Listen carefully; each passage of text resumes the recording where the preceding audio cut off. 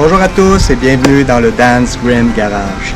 L'âge est une question de sentiment et d'émotion et non une question de nombre d'années. Une moto, c'est comme un bon vin. Vous pouvez avoir la meilleure bouteille au monde, mais si vous êtes seul dans un endroit aride pour la consommer, eh bien jamais elle ne vous procurera les émotions de cette bouteille à prix modeste, consommée en bonne compagnie à la suite de la visite de ce château dont l'histoire se transmet de génération en génération de viticulteurs. Vous êtes d'accord avec moi? Voilà ce que j'essaie de comprendre et reproduire lorsque j'intègre une nouvelle moto à ma collection, soit son histoire et surtout les émotions. Prenons par exemple cette belle Sunbeam S7 Deluxe de 1951. Lorsqu'on la regarde ainsi, elle est splendide, certes, mais si vous êtes capable de raconter son histoire, de découvrir son âme, sa provenance, ses propriétaires, ses anecdotes, eh bien, à mon avis, c'est là que prend tout son sens de collectionneur de motos. Il m'arrive fréquemment de rencontrer des gens qui m'interpellent lorsque je me promène avec l'une de mes motos, car elle évoque chez ces personnes des souvenirs, des moments uniques, des rêves oubliés. L'un de ces souvenirs, et l'un des plus marquants bien entendu, est cet homme d'un âge avancé qui s'approche de moi avec sa chaise roulante électrique et me pose plusieurs questions. Il me demande de démarrer la moto afin de l'entendre et me demande s'il peut empoigner les contrôles des gaz afin de faire vibrer le moteur. Je peux vous assurer que ça a été un moment magique de voir les yeux de cet homme ainsi que les larmes annonçant que pour lui, il venait de cocher une nouvelle case de sa bucket list avant un éventuel départ. Dans cette capsule, permettez-moi de vous présenter cette belle Sunbeam en 4 étapes. 1. L'histoire du manufacturier. 2. Les caractéristiques uniques de la moto. 3. L'histoire de ses propriétaires. Et 4. Les anecdotes. C'est le processus que j'essaie toujours de faire lorsque j'entrevois faire l'acquisition d'une nouvelle venue dans ma collection. On regarde ça ensemble?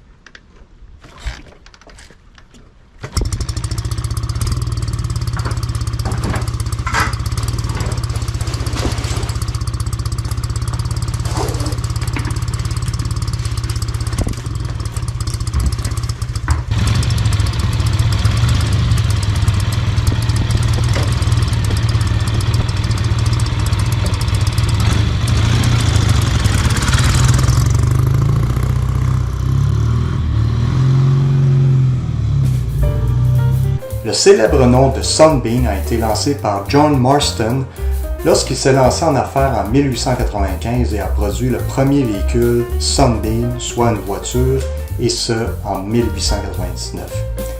Il a produit la première moto Sunbeam en 1912 et cette longue et fructueuse lignée de singles allait très bien au moment de sa mort en 1918. Un syndicat reprend alors l'affaire et les Sunbeam, dont la légendaire Longstroke, sont produites jusqu'en 1937, date à laquelle AMC acquéra les intérêts de Sunbeam.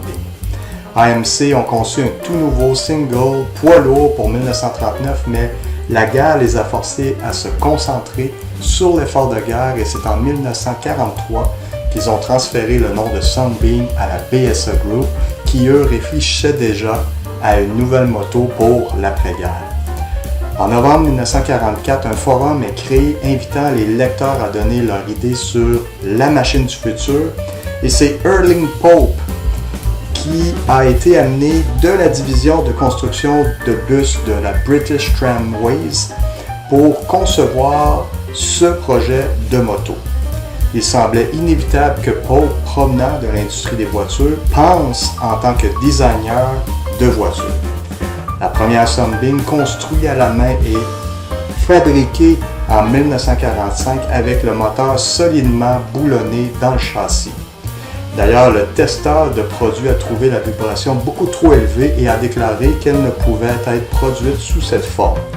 Cependant, les premières motos avaient déjà été vendues, principalement à l'étranger, et ont dû être rapidement rappelées pour modification. Et c'est au début de 1946 Ils sont revenus sur le marché avec un moteur monté sur caoutchouc sans vibration. Les SF Deluxe sont arrivés sur le marché en 1949 et sont restés pratiquement inchangés jusqu'à l'arrêt de la production en 1956. L'histoire dit qu'ils ont fermé leurs opérations parce qu'ils n'ont jamais modernisé le design. Cependant, la finition était déjà très élevée sur les SF Deluxe qu'ils ne pouvaient certes pas faire plus pour cette époque que d'arrêter la production ou recourir à une fabrication de moins de qualité, ce qui n'était pas dans la mission de Sunbeam.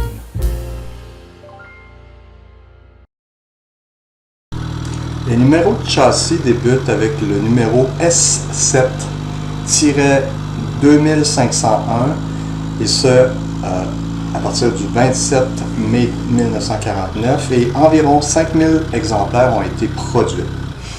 Le coût d'achat en 1949 était de 220 livres sterling, soit environ 354 $ canadiens, soit 4300 $ en valeur d'aujourd'hui.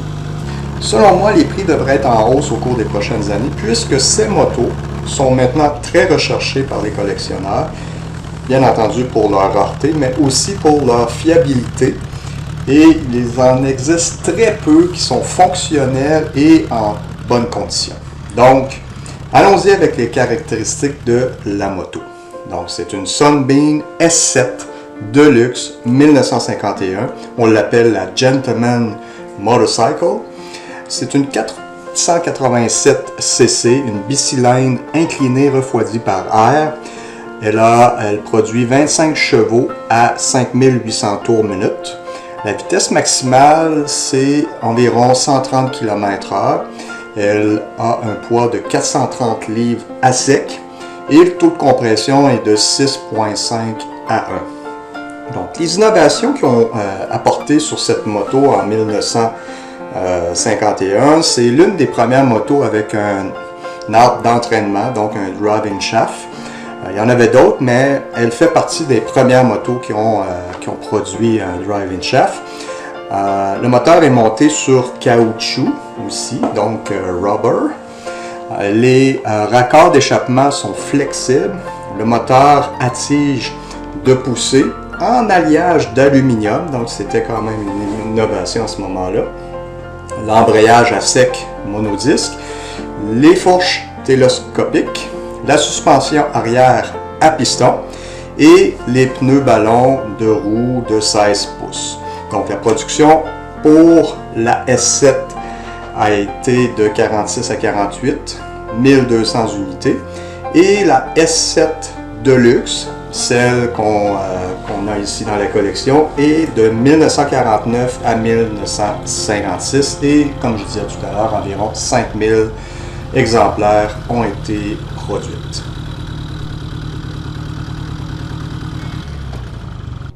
C'est en 1951 que l'histoire de cette belle Sunbeam débuta. Elle fut envoyée avec 5 autres comparses de l'Angleterre à Montréal, chez Buds & Dyer, qui était à ce moment concessionnaire Jaguar et Mercedes et de voitures exceptionnelles anglaises. Laurent Petitgrou l'achète en 1951 alors qu'il était aux études à l'Université de Boston afin de faire le trajet Québec-Massachusetts lorsque la température hivernale entrait dans son hibernation. La famille Petitgrou était une famille d'entrepreneurs importante et connue de la ville de Québec.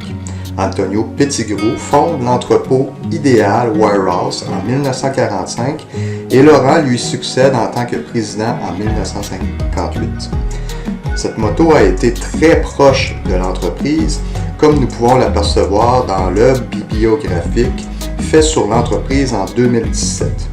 En page 14, nous pouvons lire que la moto était entreposée plusieurs années au 4e étage de l'entreprise en attendant de lui refaire une beauté sous le regard de Laurent Petitgrou qui y tenait comme la prunelle de ses yeux.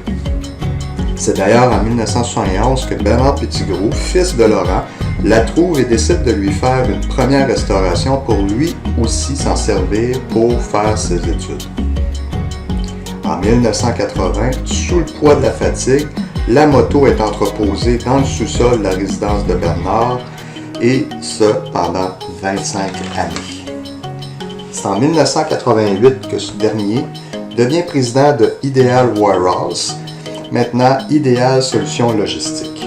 La Sunbeam reviendra dans les installations dans l'entreprise en 2013 où Bernard s'était donné l'objectif de remettre cette belle moto en fonction en lui redonnant ses lettres de noblesse et en la restaurant complètement avec toutes les pièces d'origine, soit achetées chez Stewart Engineering en Angleterre, fournisseur officiel des pièces Sunbeam. C'est un travail acharné qui débuta et qui durera 2 ans de travaux intensifs faits les soirs et fins de semaine. Pour avoir rencontré Bernard à quelques occasions et percevoir son admiration envers cette belle moto et l'importance qu'elle a jouée pour l'entreprise et son père, je peux comprendre le désir et son acharnement dans ce projet. Suivant cette restauration complète, c'est nul autre que le bureau du président qu'elle érigea à domicile et ce jusqu'à la vente de l'entreprise. Merci M. Petitgrou de me permettre de profiter de cette belle œuvre d'art et de la contempler et de m'exalter avec cette dernière et d'avoir une championne lorsque je participe à des concours d'élégance. Merci aussi d'avoir partagé avec moi cette belle histoire, les nombreux documents, les photos, les archives. Sans votre apport, nous ne pourrions immortaliser l'histoire de cette belle moto. J'ai les pièces d'origine des renouvellements d'immatriculation fin des années 50 et le transfert de la moto entre Laurent Petitgrou père et Bernard Petitgrou fils. Il en coûtait 10 $ pour le renouvellement des immatriculations à ce moment, versus aujourd'hui 641,81 $, ce qui fait toute une différence. J'ai les factures d'origine pour l'achat d'une ligne d'essence le 27 mai 1960 au coût de 3,21 livres sterling. J'ai regardé en date d'aujourd'hui et juste pour un petrol pipe, le prix est de 27,78 livres sterling et ça ne comprend pas la ligne d'essence complète. J'ai les lettres d'origine que Bernard a dactylographiées en 1975 lors de sa première restauration.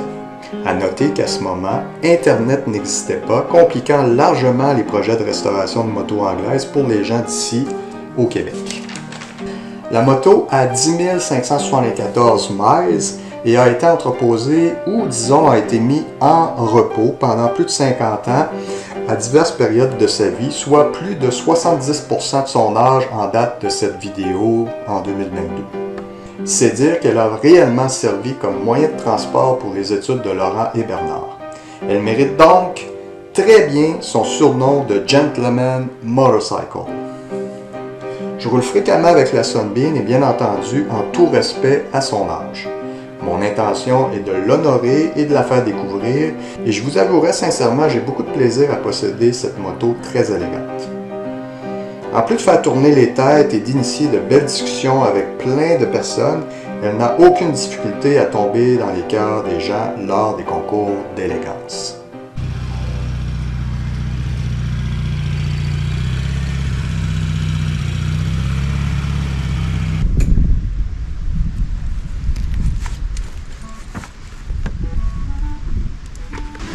Alors voilà, j'espère que cette vidéo vous aura permis de constater que oui, posséder une moto exceptionnelle, c'est intéressant, mais d'être capable de relater son histoire et anecdotes lui donne tout son charme. Vous êtes d'accord avec moi?